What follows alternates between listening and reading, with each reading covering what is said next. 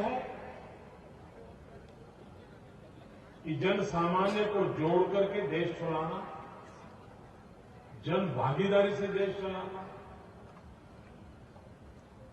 विकास जब तक आंदोलन नहीं बनता है, जन आंदोलन नहीं बनता है, हम इच्छित परिणाम प्राप्त नहीं कर सकते। हमारे देश का दुर्भाग्य रहा कि हमारे देश में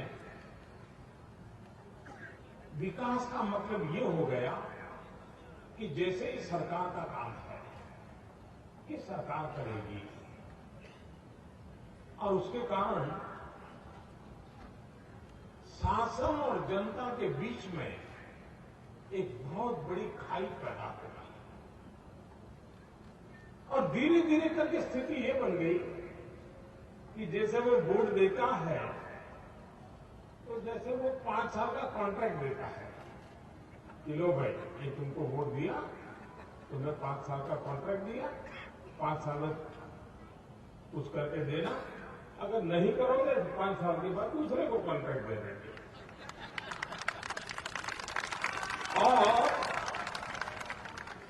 इसका सबसे ज्यादा दुरुपयोग राजनीतिक दलों ने किया है, राजनेताओं ने किया है। अब जैसे यहां सपा को मालूम है, बसपा को मालूम है, अच्छा 5 साल हमारी बारी है, हम मौज करेंगे, आज 5 साल तक फिर 5 साल हम करेंगे। यही विशेष चक्र चल पड़ा है, उसमें से बाहर आना पड़ेगा। आपने देखा होगा हिंदुस्तान में अलग अलग राजनीतिक दलों की सरकारें हैं। आज देश उस जमाने का नहीं है जब नेहरू वगैरह थे कि पंचायत से पार्लियामेंट तक एक ही पार्टी थी, और 20-25 साल तक कोई पूछने वाला नहीं था, मीडिया भी नहीं था, सब ऐसे ही चलता था, वो जो चाहे वो होता था। आज सभी राजनीतिक दलों की कहीं न कहीं सरकारें हैं, हर किसी को शासन में सेवा करने का अवसर मिल चुका है। ऐसे समय प्रबुद्ध नागरिकों ने अब समय आ गया है कि मूल्यांकन करना चाहिए कि भाई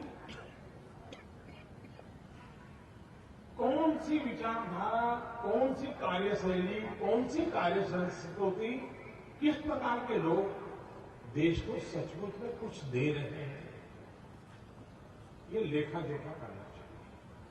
आपने देखा होगा एक हमारे देश में साम्यवादियों की सरकार देश ने देखी पश्चिम बंगाल में, आज वहां गरीबी, कानून व्यवस्था का अभाव, ये जितनी बुराइयां सार्वजनिक जीवन में आप कहें वो घर कर गई। देश ने कांग्रेस पार्टी को देखा, हम कहां पहुंचे हैं कहने की जरूरत नहीं है, क्या हाल होकर क्या रहा हमारा। इतने लंबे अरसे तक एक दल सरकार चलाने के बाद भी कहां खड़े। कुछ पारिवारिक पार्टी आपने देखी होगी जहां परिवार चलाते हैं पार्टियां, उन्होंने भी क्या किया है आपने देखा है।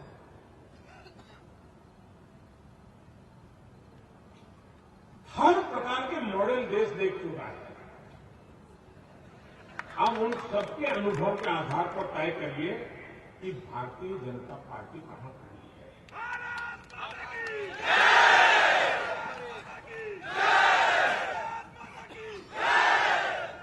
आप देखिए मध्य प्रदेश, आज हिंदुस्तान में एक जमाना था मध्य प्रदेश बीमारू राज्यों में उसकी गिनती होती थी। आज मध्य प्रदेश हिंदुस्तान का सबसे ज्यादा एग्रीकल्चर ग्रोथ वाला राज्य बन गया। और ये भाजपा की सरकार के कारखाना हुआ। पहले जितनी इरिगेशन की व्यवस्था थी उससे अनेक गुना इरिगेशन की व्यवस्था बना दी। आज मध्य प्रदेश में 24 घंटे बिजली गांव में भी पहुंची है।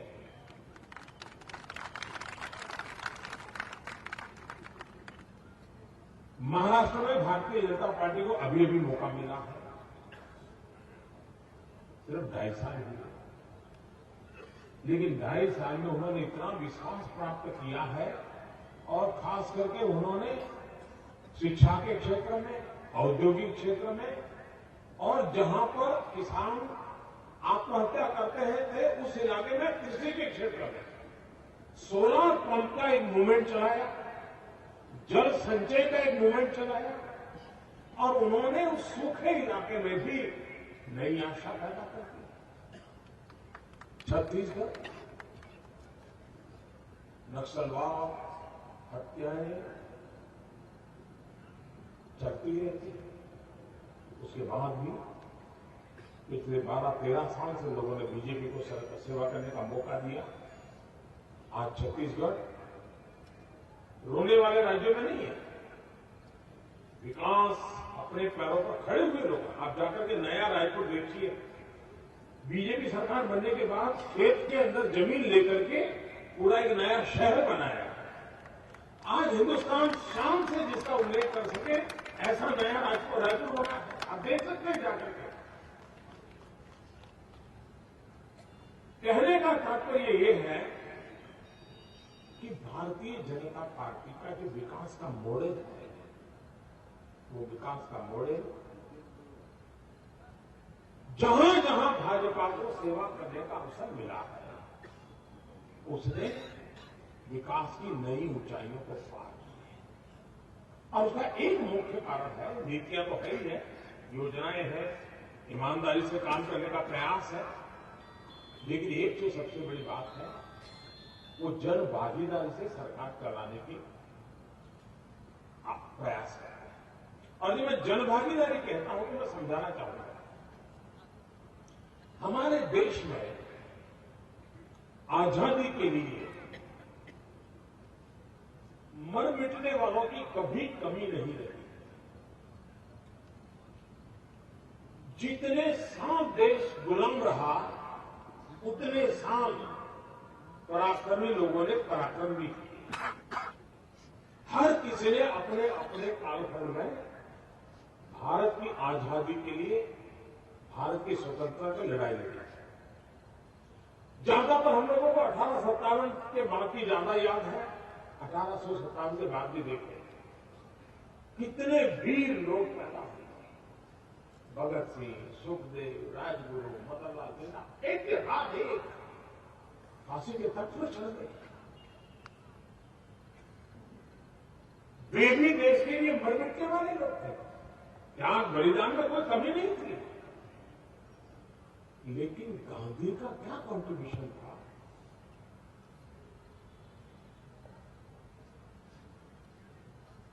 वीर शहादत की परंपरा होने के बावजूद भी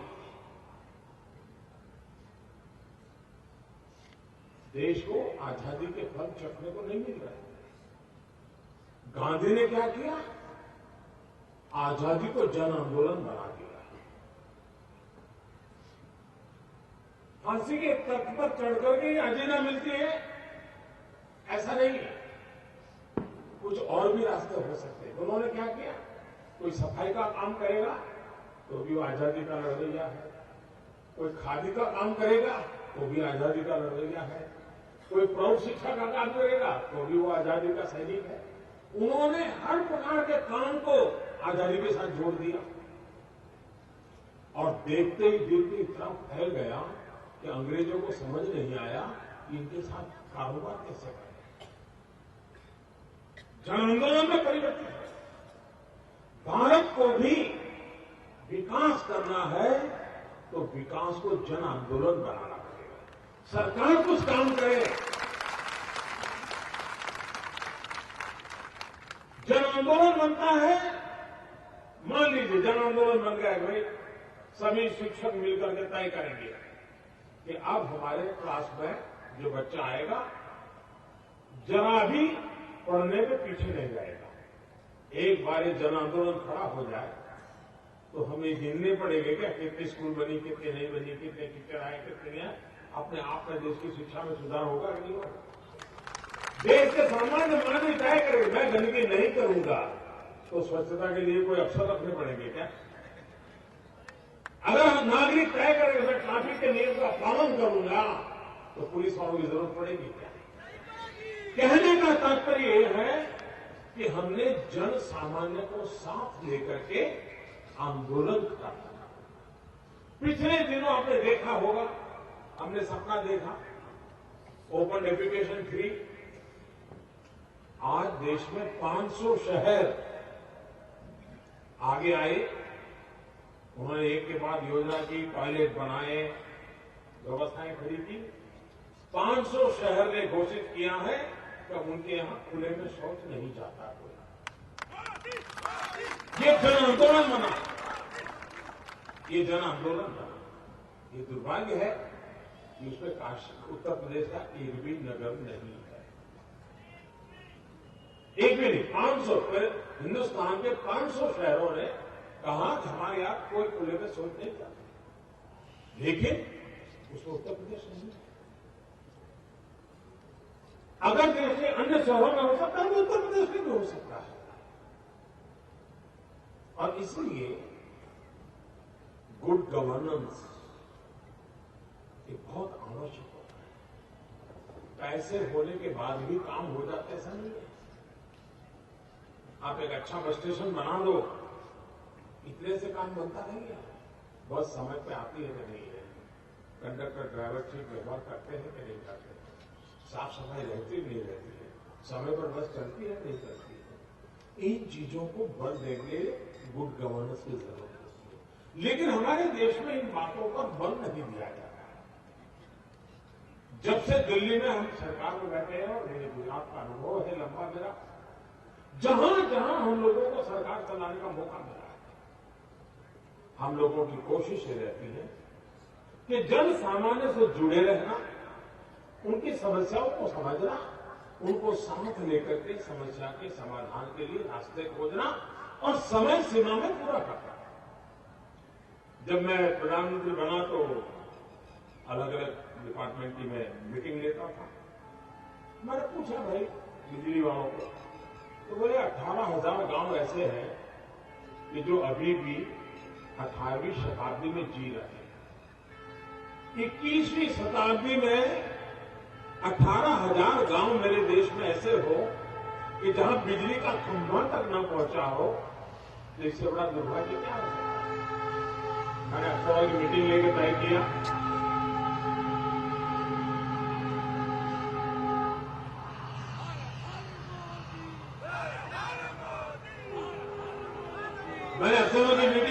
किया कि बताओ भाई कितने समय में 18,000 गांव में बिजली पहुंचाएंगे?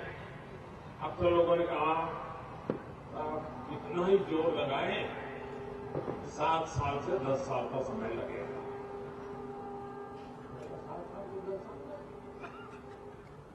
तो हम काहे तो यहां बैठे हुए? अब मैंने इधर उधर पूछा कि लेकिन उनका कोई, उनको लगता उन्होंने सांझे तो बहुत स्वाभाविक है, इतना तो टाइम लगता ही है। मैंने लाल किले पर से बोल दिया कि हम 1000 दिन में 18,000 गांव में बिजली पहुंचाते। अब मैं मंथली रिव्यू लेता हूं, बताओ भाई। और हमने तो मोबाइल ऐप बनाई है कि आप अपने मोबाइल फोन पे देख सकते हो कि कितने गांव हैं जहां बिजली नहीं थी, खंभा कहां पहुंचा, तार कहां लगा, बिजली कहां पहुंची, पूरा हिसाब कोई भी नागरिक देख सकता है इसको। कोई भी नागरिक देखता है अपने मोबाइल फोन पे। ट्रांसपेरेंसी आई थी, उसमें 1500 गांव तो उत्तर प्रदेश के रुपये, बताइए 1500 गांव। और मुझे खुशी है कि करीब करीब 95% गांवों में बिजली पहुंच चुकी है। अभी 1000 दिन होना तो बहुत बाकी है। अब तक 95% गांवों में बिजली पहुंच गई है। 5% जो बाकी है वहां भी काम तेजी से चल रहा है। समस्या को इंक्रीमेंटल सुधार इनफ नहीं है हमारे देश में। एक चीज पकड़ो, उसको पूरा करो भाई, फिर दूसरा उठाओ, उसको पूरा ये करना पड़ेगा। हमने टॉयलेट बनाने का अभियान चलाया, करीब 4 करोड़ टॉयलेट बनाए। काम करने का हमारा तरीका है। एक जमाना था कि एमपी को 25 गैस की कूपन मिलती थी और पार्लियामेंट का मेंबर वो अपने कार्यकर्ताओं को या परिचितों को कूपन देता था तो उसको गैस का कनेक्शन मिलता था। तो एमपी के घर के बाहर लोग चक्कर काटते थे कि हमें भी आप गैस का कूपन दे दीजिए, और वो एमपी भी अगले महीने आना, कल आना, परसों आना, देखते हैं, सुनते हैं, अभी नहीं है। और उनके जो चेहरे चपाले थे वो पिछले दरवाजे से मैसेज देते थे, कूपन तो दे सकते लेकिन इतना देना पड़ेगा। अखबारों में छपता था, काले बेकारी में कूपन दिखते थे। एक बहुत कल्चर था। हमने तय किया कि गरीब मां को मुझे लकड़ी के चूल्हे के धुएं से मुक्त करना है, और मैंने बीड़ा उठाया है 3 साल में 5 करोड़ गरीब परिवारों में गैस का कनेक्शन पहुंचा देंगे। और पहुंचा देंगे इतना नहीं, अभी उस योजना को 1 साल भी नहीं हुआ है, अब तक करीब करीब 1 करोड़ 80 लाख परिवारों में गैस का सिलेंडर पहुंच गया, गैस का चूल्हा पहुंच गया, गैस का कनेक्शन लग गया। ये फर्क, जब आप इस फर्क को समझोगे तो आपको अंदाज आएगा कि हम काम किस लेवल पर करना चाहते हैं। पहले दिन में हमारे देश में अगर 3 किलोमीटर रोड बनता था तो आज हम उसको 13 किलोमीटर तक पहुंचा ले गए।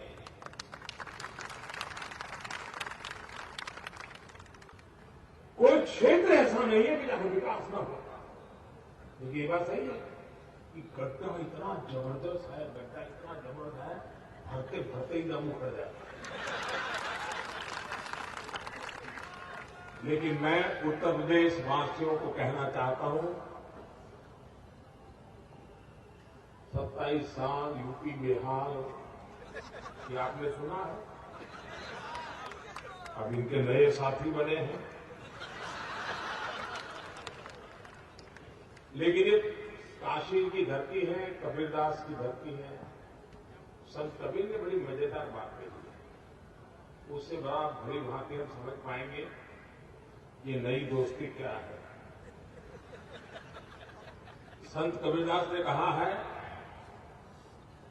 स्वार्थ को स्वार्थ मिले, पड़ी पड़ी लुम्बा बुम्ब।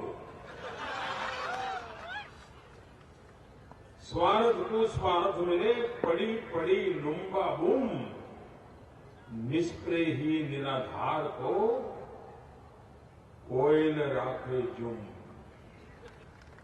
जब स्वार्थी को स्वार्थी मिल जाता है, अर्थात 2 स्वार्थी जब आपस में मिलते हैं तो एक दूसरे की अति प्रशंसा करते हैं। आप भी बोले, आप भी बोले, आप भी चलता है, देखो ना तुझे महीने भर से देख रहे हो।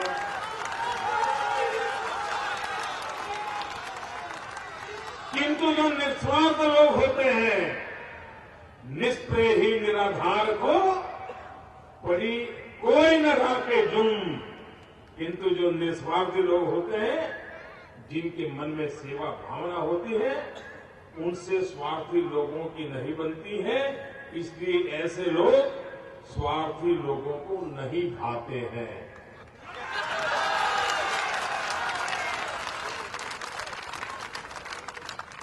संत कबीरदास ने इस समय सब कह के रखा हुआ था, अब हम भूल जाए तो नहीं चलता है। संत कबीरदास ने आगे भी कहा इसमें, अब कोई नाम से न जुड़े, मैं कह रहा हूं उसको। संत कबीरदास ने कहा, माया को माया मिले,